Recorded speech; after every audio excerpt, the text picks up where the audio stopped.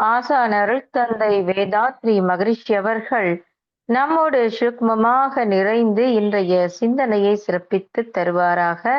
Sky Norway மற்றும் Denmark Manavalakalai மன்ற அறக்கட்டளைகள் இணைந்து நடத்தும் இந்த நிகழ்ச்சியில் கலந்து கொள்ள வந்திருக்கும் அனைத்து சான்றோர் பெருமக்களையும் வாழ்க வளமுடன் என்று வாழ்த்தி வணங்குகின்றேன். அற்புதமாக தவம் நடத்திய நகிலேஷ் ஐயா அவர்களுக்கும், இந்த நிகழ்ச்சியை வழிநடத்தி கொண்டிருக்கும் சுகந்தி அம்மா அவர்களுக்கும் என் உளங்கழிந்த நன்றிகள். வாழ்க வளமுடன். நம்மை எல்லாம் வழிநடத்தி கொண்டிருக்கும் பேராசிரியர் பெருமக்களுக்கும், இந்த நிகழ்ச்சியில் கலந்து கொள்ள வந்திருக்கும் இருபால் மெய்யுணர்வாளர்கள் அனைவரையும் வாழ்க வளமுடன் என்று வாழ்த்தி இன்றைய உரை துவக்குகின்றோம். இன்னைக்கு வேதாத்திரிய கீதை என்ற தலைப்புல சிந்திக்க இருக்கின்றோம் அன்பர்களே. நமக்கெல்லாம் தெரியும், மகாபாரதத்துல பகவத்கீதைய அன்றைக்கு கண்ணன் அர்ஜுனனுக்கு உபதேசம் கொடுத்தான். அர்ஜுனன் ஒருவனுக்கு உபதேசம் கொடுத்ததாக நம்ம படிச்சிருக்கிறோம். வேதாத்திரிய கீதை என்பது தேசம், மதம், மொழி, நாடு, இனம் அனைத்தையும் கடந்து உலகளாவிய அளவில் இன்றைக்கு வேதாத்திரிய கீதை போதனை மட்டுமல்ல, சாதனையும் செய்து கொண்டு வருகிறது. இந்த நூற்றாண்டு கண்டெடுத்த ஒரு அற்புதமான மகான் அருள்தந்தை வேதாத்திரி மகரிஷி அவர்கள். மகான்கள் காலத்தின் கட்டாயங்கள்னு சொல்லலாம். இதுவரைக்கும் வாழ்ந்து கண்ட அனுபவ உண்மைகளை, வாழ்க்கை நெறிகளை வகுத்து கொடுத்த அனைத்து மகான்களின் வேத நூல்கள், அறநூல்கள் அனைத்தையும் உள்ளடக்கியதுதான் இந்த மனவளக்கலை பயிற்சிகள். மகரிஷி ஒரு கவியில சொல்வாங்க, புத்தன் என்ற பெரியாரும் இயேசுநாதர் பொது நோக்கில் கவி புனைந்த திருவள்ளுவர் உத்தமராம் நபிகள் எனும் உயர்ந்த ஞானி உண்மைக்கே உயிரளித்த சாக்ரட்டிஸ் நித்தியமாம் நிலை அறிந்த ஞானியர்கள் நில உலக மக்களுக்கு எடுத்து சொன்ன அத்தனையும் சேர்ந்து ஒரு தொகுப்பாய் செய்தால் அனைத்தும் இணைந்த ஒரு கருத்தாய் காண்போம். அதாவது ஒரே கருத்தாய்னா மனவளக்கலையில நாம காணலாம் அப்படின்னு சொல்றாங்க. அப்போ அருள்தந்தை அவர்கள் பல மகான்களையும் சித்தர்களையும் அவர்கிட்ட நம்ம பார்க்கலாம். எப்படின்னா, இப்ப எளிய முறை உடற்பயிற்சியை தந்த பொழுது உள்ளம் பெருங்கோயில் ஊன் உடம்பு ஆலயம் என்ற திருமூலரை பார்க்கலாம். பஞ்சபூத நவக்கிரக தவத்தை கற்று தந்த போது ஆசரு நல்ல நல்ல அவை நல்ல நல்ல அடியார் அவர்க்கு மிகவே என்ற ஞான சம்பந்தரை பார்க்கிறோம். செயல் விளைவு தத்துவத்தை சொன்ன பொழுது தன்வினை தன்னை சுடும் ஓட்டப்பம் வீட்டை சுடும் என்ற பட்டினத்தாரை பார்க்கலாம். உடல், மனம், அறிவு, தெய்வம் என்ற போது நீயே ஒரு அருட்கொடை, வீணில் உன்னை பாழழித்து விடாதே என்ற புத்தரை காணலாம்.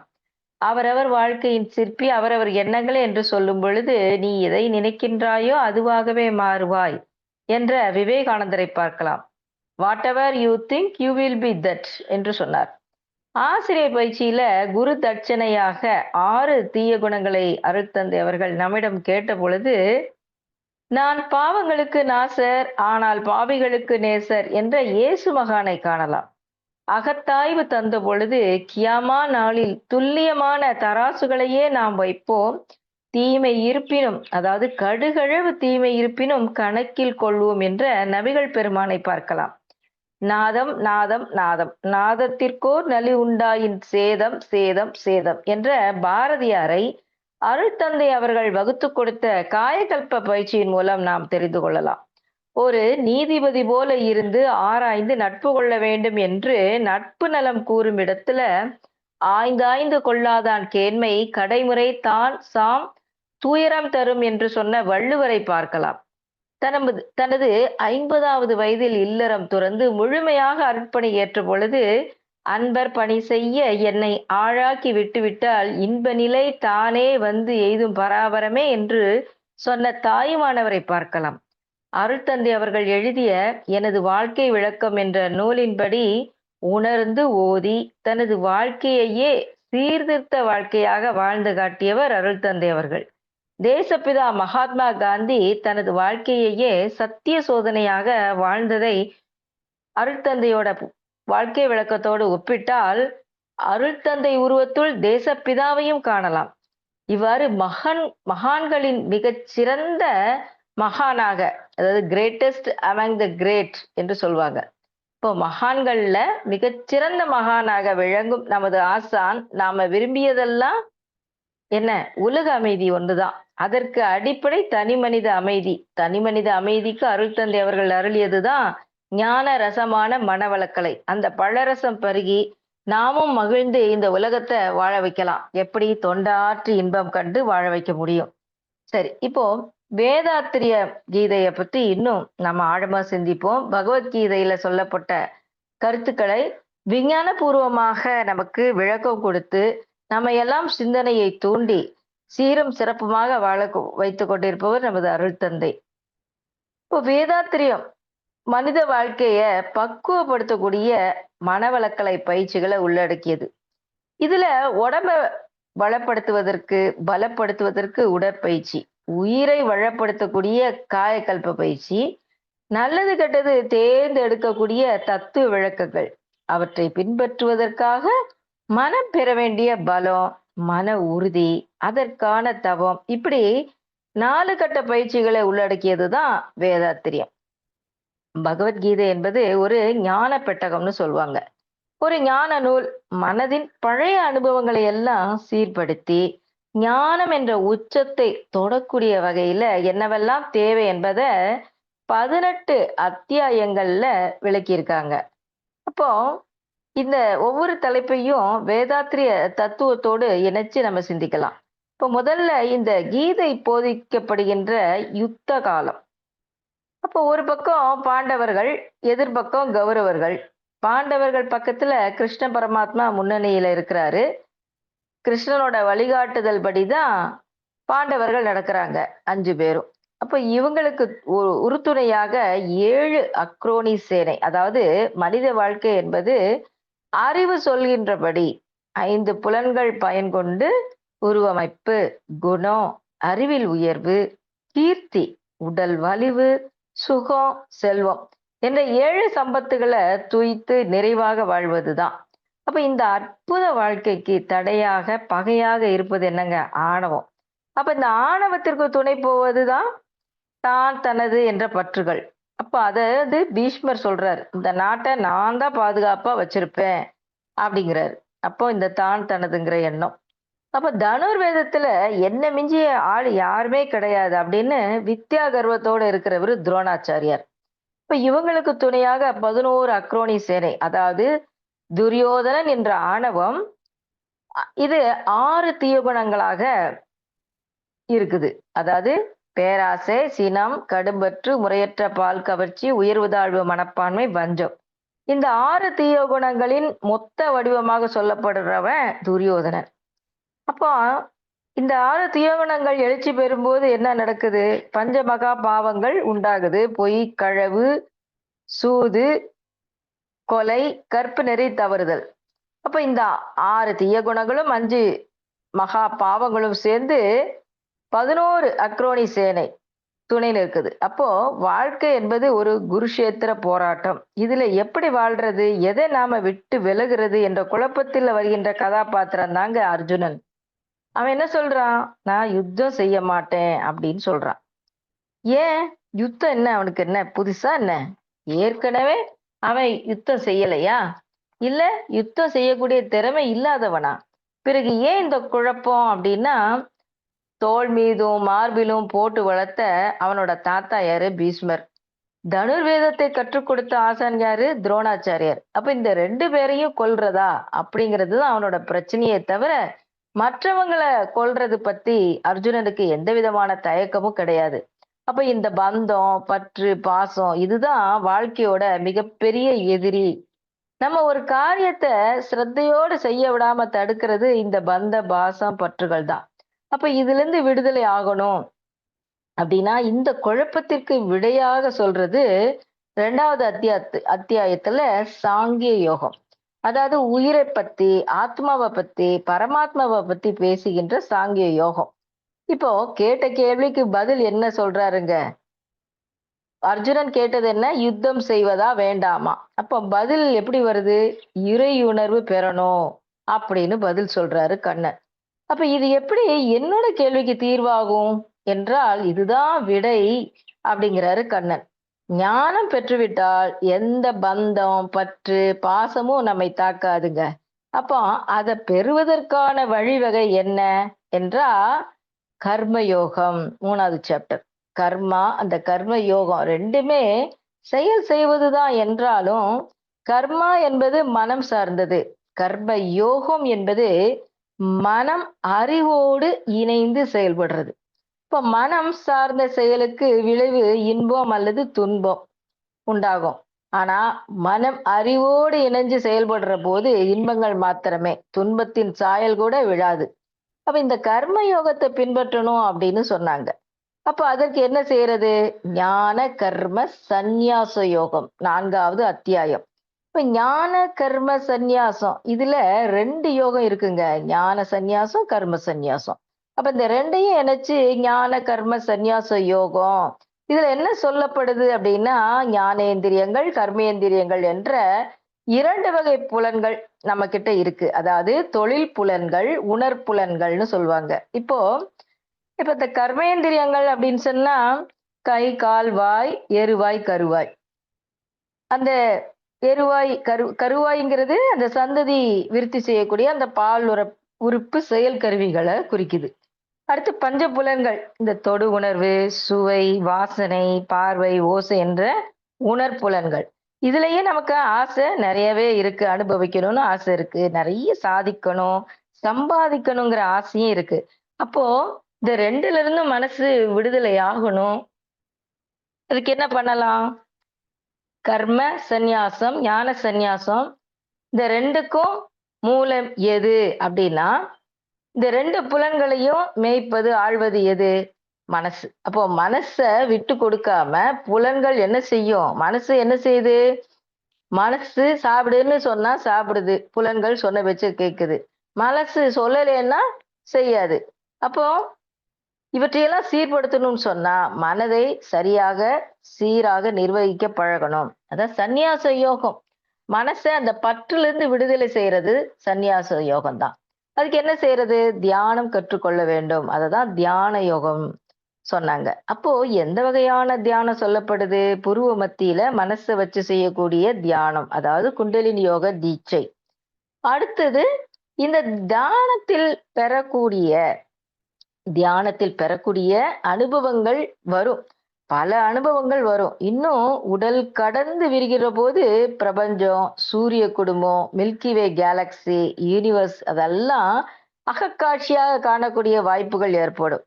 அதான் நம்ம சக்தி களத்துல நம்மளோட மனதின் அலைச்சூழல் வேகம் நல்லா குறைஞ்சு நம்ம அங்க லயிச்சு இருக்க முடியும். இதத்தான் ஞான விஞ்ஞான யோகம், பல வகையான அறிவியல் பூர்வமான யூனிவர்சல் சீக்ரெட்ஸ், அந்த வாழ்க்காந்த பதிவுகள், ஆகாசிக் ரெக்கார்ட்ஸ் இதெல்லாம் சொல்றாங்களே, இதெல்லாம் தெரிந்து கொள்ளக்கூடிய ஞான விஞ்ஞான யோகம் கைகூடும். அப்ப இவற்றுக்கெல்லாம் மூலம் என்ன அப்படின்னா, இறைத்துகள், விண்கள் கூட சில 1000 ஆண்டுகள் அது ஆயுள் இருக்கும். பிறகு ஒரு நாள் முடிஞ்சு போகும். ஆனா முடிவில்லாதது நீண்ட காலம், இன்ஃபினிட்டிவ் டைம் அப்படின்னா இறைத்துகள்கள், காட் பார்ட்டிகல்ஸ். அதுதான் அக்ஷர பிரம்ம யோகம். அது நீண்ட காலம் இருக்கும். இந்த அக்ஷரம்னா அழிவில்லாத இறைத்துகள், அது எங்கிருந்து வருது அப்படின்றது இன்னும் நுட்பமானவங்களுக்கு இந்த இயற்கை உண்மை புரியுங்க. அப்போ இப்போ 8ஆம் அத்தியாயத்தை தொடர்ந்து வருவதுதான் ராஜயோகம் என்று சொல்லக்கூடிய ராஜ வித்யா, ராஜ குஹ்ய யோகம். அதாவது பருப்பொருள் அறிவு, மறைபொருள் அறிவு என்று சொல்வாங்க. கண்களுக்கு தெரியக்கூடியது மறைபொருளாக இருக்கக்கூடியது. அப்போ நமக்கு தெரிஞ்சது என்ன? இப்போ உடம்பு தெரியுது, உயிர், மனசு, அறிவெல்லாம் தெரியாது. பிரபஞ்சத்துல எத்தனையோ கோள்களை நம்ம பார்க்கலாம். இந்த பிளானட்டோரியம் இருக்கு பாருங்க, அதுலலாம் நம்ம தூரத்துல இருக்கிற கோள்கள் எல்லாம் அதுல நம்ம பார்க்க முடியும். எட்டாத கோள்கள் கூட அந்த இவற்றுக்கு மூலமாக இருக்கக்கூடிய அந்த இறைத்துகள் கருவிக்கும் எட்டாது, கணக்குக்கும் எட்டாது. அப்போ தெரிஞ்சவற்றை முறைப்படுத்துவது, தெரியாதவற்றையும் அறிந்து கொள்வது ராஜவித்தை என்பது. அததான் பிரம்ம வித்தைன்னு சொல்றாங்க. பிரம்மத்திற்கு மூலமாகிய சுத்த வெளிய அறியக்கூடிய பிரம்ம வித்தை. அப்ப இந்த பிரம்ம வித்தைய நாம எப்படி தெரிந்து கொள்வது? அப்போ மறைபொருள்களை பற்றி பார்ப்பதுதான் ராஜ குஹ்ய ம யோகம்னு பேரு. மறைந்திருக்கின்ற பொருட்கள் எல்லாம் கண்டெடுத்து அதை பயன்படுத்தி கொள்ளக்கூடிய வித்தை ராஜ வித்தை, பிரம்ம வித்தை. அப்படி பார்க்கிறபோது, அந்த எல்லாம் வல்ல சுத்த வெளியே தான் எல்லாமாக பரிணமித்து இருக்குது. பிரபஞ்சமாக உயிர்களாக நாமாகவும் அது பரிணமித்து இருக்குது. அப்போ அதத்தான் விபூதி யோகம். விபூதி அப்படின்னா மேனிஃபெஸ்டேஷன், பரிணாமம். எல்லாமாக பரிணமித்தது. அதை என்னதான் விளக்கி பேசினாலும் எப்படி புரிந்து கொள்ள முடியும்? ஒரு பெரிய நட்சத்திர கூட்டங்கள நம்ம நினைச்சுக்கோங்கன்னு சொல்லலாம். ஆனா, அதுவாக மாறாம அதோட பெருமைகள நம்ம புரிந்து கொள்ள முடியுமா? அதுவாக மாறுவது எப்படி அப்படின்னா, இப்ப தவம் செய்றோம். முதல்ல நம்மளுக்கு ஆக்ஞினை தீட்சை குடுக்குறாங்க. அப்ப ஆல்ஃபா ஃப்ரீக்வன்சிக்கு போறோம். அடுத்து துரியம், துரியாதீத தவம்லாம் செய்யும்போது, அப்போ ஒவ்வொரு ஃப்ரீக்வன்சியா கடந்து போறோம். அந்த தவத்துல ஒடுங்கி போறது, போக போக அந்த தீட்டா ஃப்ரீக்வன்சி இருக்கு பாருங்க. 7 முதல் 4 அலைவேகத்துல தான் விஸ்வரூப தரிசன யோகம் சித்திக்கும். அப்ப விஸ்வம் அப்படின்னா உலகம், ரூபம் அப்படின்னா தோற்றங்கள். எல்லா வகையான தோற்றங்களும் உள்ள இடம் இந்த உலகம், யூனிவர்ஸ், பிரபஞ்சம். அதையே அகக்காட்சியாக காணக்கூடிய நிலைதான் விஸ்வரூப தரிசன யோகம்னு சொல்லுவாங்க. அப்போ அப்படி பார்க்கிற போது அதன் பெருமைகளை உணர்றது, மதிக்கிறது, வழிபடுறது பக்தி யோகம். இறைவனோட பெருமைகளை நினைச்சு போற்றுவதும், வழிபடுவதும், அதனோடு இணைஞ்சு வாழ்வதும் தான் பக்தி யோகம். அப்படி பக்தி வருகின்ற போது நம்மளுடைய குணங்களை அன்பும் கருணையுமாக மாத்திக்கிடணும். அப்போ அதுக்கு என்ன செய்யறது?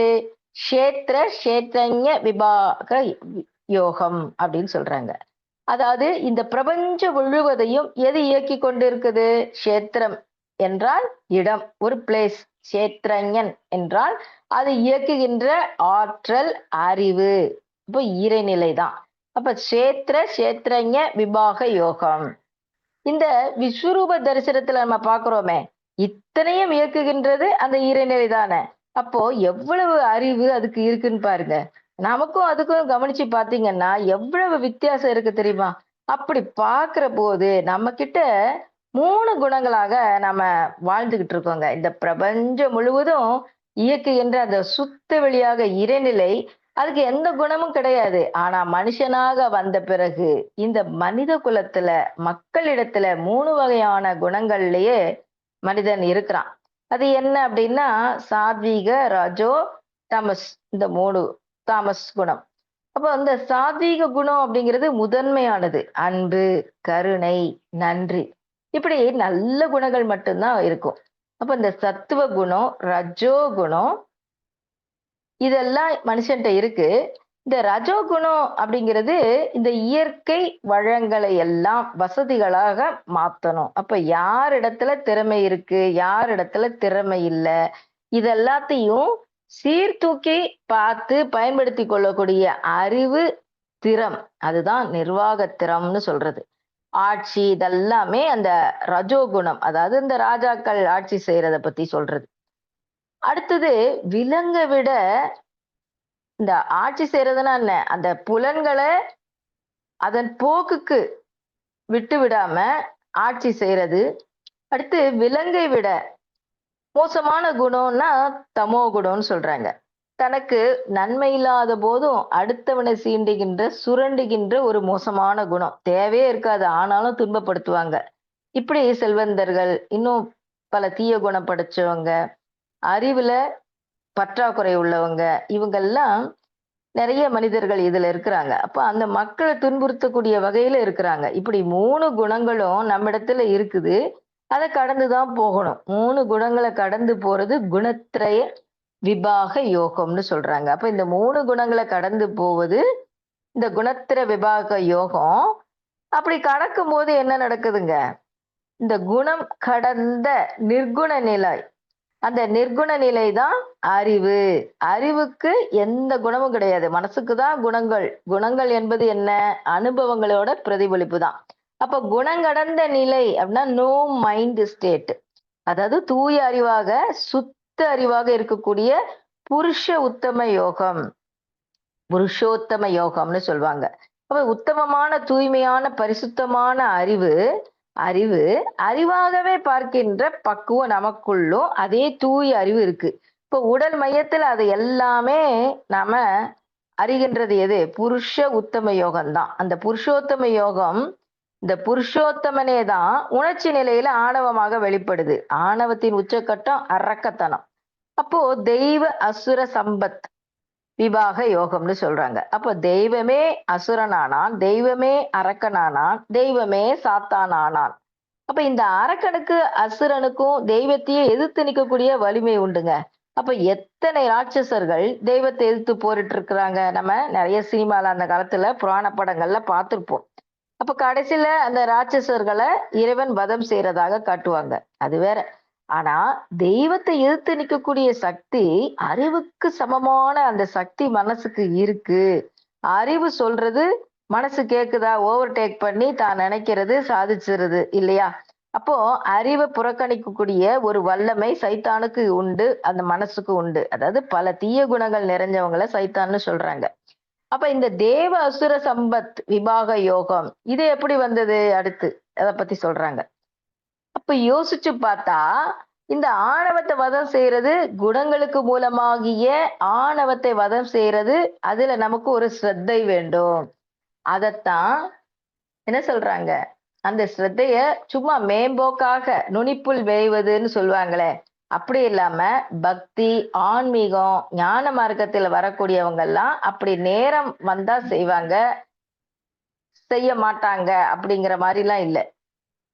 தத்துவத்தை சரியா புரிஞ்சுக்க மாட்டாங்க.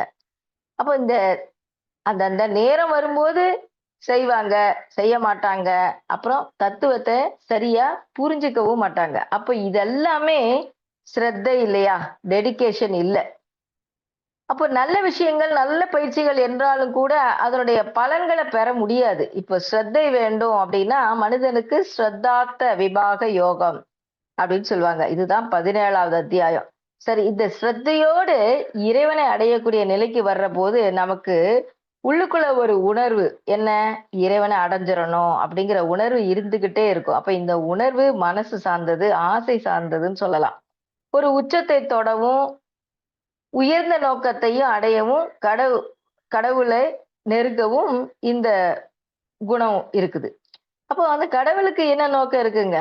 இறைவன் தான் இந்த உலகத்தை வேணும்னு படைச்சானா? இல்ல. மனிதனை படைச்சவன் நம்மளையெல்லாம் இந்த மனிதன் துதி பாடட்டும்னு இறைவன் நினைச்சானா? ஆசைப்பட்டானா? ஆனா அவனுக்கு எந்த தேவையும் இல்ல, எந்த ஆசையும் இல்ல.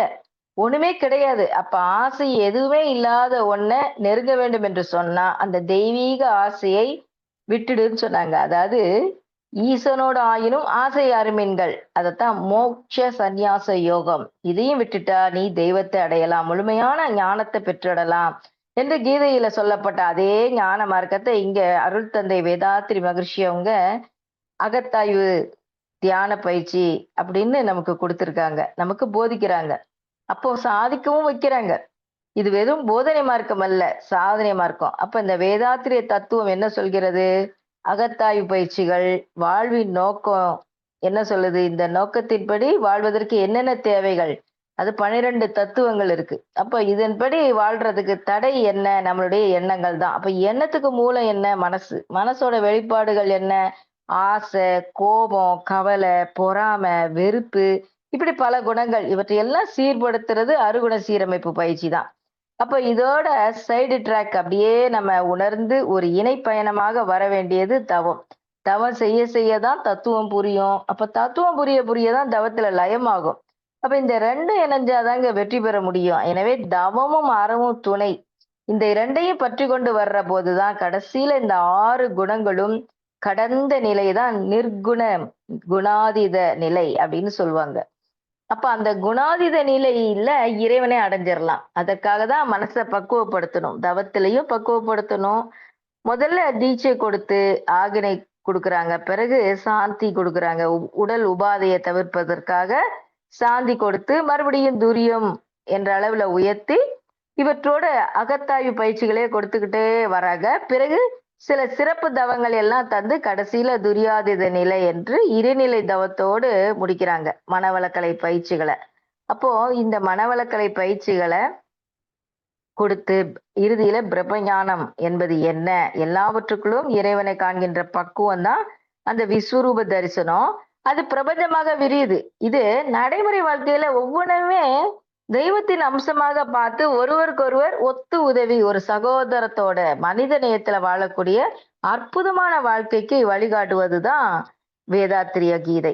அப்போ கீதை ஆகட்டும், மனவளக்கலை, வேதாத்திரிய தத்துவமாகட்டும், எல்லாமே உன்னதமான ஒரு சமுதாய வாழ்க்கை, உலக அமைதி நிறைந்த ஒரு சமுதாயம், ஒரு நிம்மதியான உலகம், யுத்தம் இல்லாத உலகம். அதை நோக்கி தான் இந்த மனசை பக்குவப்படுத்துறதுக்காக தான் வந்தவை தான் மகான்களுடைய காலங்கள். அப்போ மகான்களுடைய அந்த வாழ்க்கை காலங்கள் மாறினாலும் அவங்களுடைய சிந்தனை அத்தனை திறமும் அடைந்த பக்குவம் ஒண்ணுதாங்க என்பதற்கு அற்புதமான ஒரு சாட்சி தான் வேதவியாசர் கண்டதும், வால்மீகி மகரிஷி கண்டதும், காளிதாசர் கண்டதும், அதையே அருள் தந்தை வேதாத்திரி மகரிஷி அவர்கள் உணர்ந்து நமக்கு இன்றைய விஞ்ஞான உலகத்துக்கு ஏற்ற அறிவியலோடு இணைச்சு தத்துவத்தை தந்திருக்காங்க. இங்க வருகின்ற போது இறைநிலை என்பது ஒரு தூய வெளி, சுத்த வெளி. அதன் எழுச்சி பெற்ற நிலையே சக்தி, எனர்ஜி பார்ட்டிகள். அதன் சேர்க்கையே விநாயகன். அதாவது விண்ணுக்கு நாயகன் விநாயகன் சொல்லுவாங்க. அப்போ அதோட சேர்க்கையே அந்த ஐம்பூதங்கள் விநாயகர் சதுர்த்தி கொண்டாடுறோம் இல்லையா? அப்போ அதுல வரக்கூடிய அந்த காந்தத்தின் தன்மாற்றங்கள் தான் மனமாக வருது முருக கடவுள்.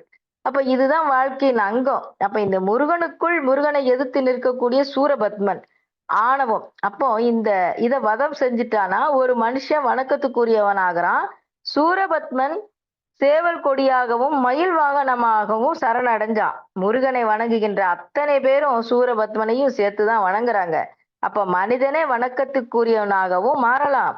அந்த மார்க்கத்தை காட்டியது எல்லா தத்துவங்களும் என்றாலும் குறிப்பாக பகவத்கீதையும் வேதாத்திரியமும் உயர்ந்த ஞான பெட்டகங்கள் என்று சொல்லி நாம இந்த சிந்தனையில மேலும் ஆழ்ந்து போகலாம். அப்போ இதெல்லாம் வாழ்க்கையில நம்ம நிறைய கண்டிருக்கிறோம். அருள் தந்தையோட எண்ணம், இன்னும் பல மகான்களோட லட்சியமே உலக அமைதி தான். அந்த உலக அமைதிக்கு மகரிஷி இரண்டொழுக்க பண்பாடை வலியுறுத்துறாங்க. முதல்ல புதியதொரு பண்பாடு உலகிற்கு வேண்டும். போதை போர் பொய் புகை ஒழித்து அமுல் செய்வோம், அதிக சுமை ஏதுமில்லை, அவரவர் தம் அறிவினாலும் ஆற்றலினாலும் வாழ்வதென்ற முடிவும் மதிபிறந்து மற்றவர்கள் மனம் உடல் வருத்தா மாநெறியும் உணவுக்குயிர் கொல்லாத நோன்பும் பொது விதியா பிற பொருளை வாழ்க்கை சுதந்திரத்தை போற்றி காத்து பிறர் துன்பம் போக்கும் அன்பும் வேண்டும் சொன்னாங்க. அப்போ இரண்டொழுக்க பண்பாடு என்பதை ஐந்தொழுக்க பண்பாட்டை சுருக்கி கொடுத்தாங்க. நான் எனது வாழ்நாளில் யாருடைய உடலுக்கும் மனதுக்கும் துன்பம் தரமாட்டேன், துன்பப்படுவோருக்கு என்னால் முடிந்த உதவிகளை செய்வேன். அப்ப இந்த இரண்டொழுக்க பண்பாடு ஒன்றை கடைபிடித்தாலே உலகத்தில் சொல்லப்பட்ட அத்தனை அறநூல்களின் சாரமும் அதில் அடங்கும் என்று சொல்லலாம்.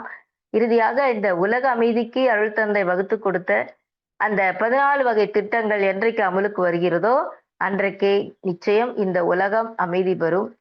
போரில்லா நல்லுலகம், பொருள் துறையில் சமநீதி, நேர்மையான நீதிமுறை, நில உலகுக்கோர் ஆட்சி, சீர் செய்த பண்பாடு, சிந்தனையோர் வழிவாழ்வு, செயல் விளைவு உணர்கல்வி, சீர்காந்த நிலை விளக்கம், பார் முழுவதும் உணவு நீர் பொதுவாக்கல், பல மதங்கள் பல கடவுள் பழக்கம் ஒழித்து உண்மை ஒன்றே தேர்ந்தெடுத்தல், தேர் திருவிழா தருவித்தல், சிறுவர்கட்கே விளையாட்டு. இப்படி 14 வகை திட்டங்களை மகரிஷி கொடுத்திருக்காங்க உலக அமைதிக்கு. அப்போ இந்த திட்டங்கள் விரைவில் செயலுக்கு வரட்டும் என்று கூறி வாய்ப்பளித்த அன்பு உள்ளங்கள் அனைவரையும் வாழ்க வளமுடன் என்று வாழ்த்தி இன்றைய சிந்தனையை நிறைவு செய்கின்றேன். சாட் பாக்ஸில் வாழ்த்து கொடுத்த அனைவருக்கும் மிக்க நன்றி. வாழ்க வளமுடன்.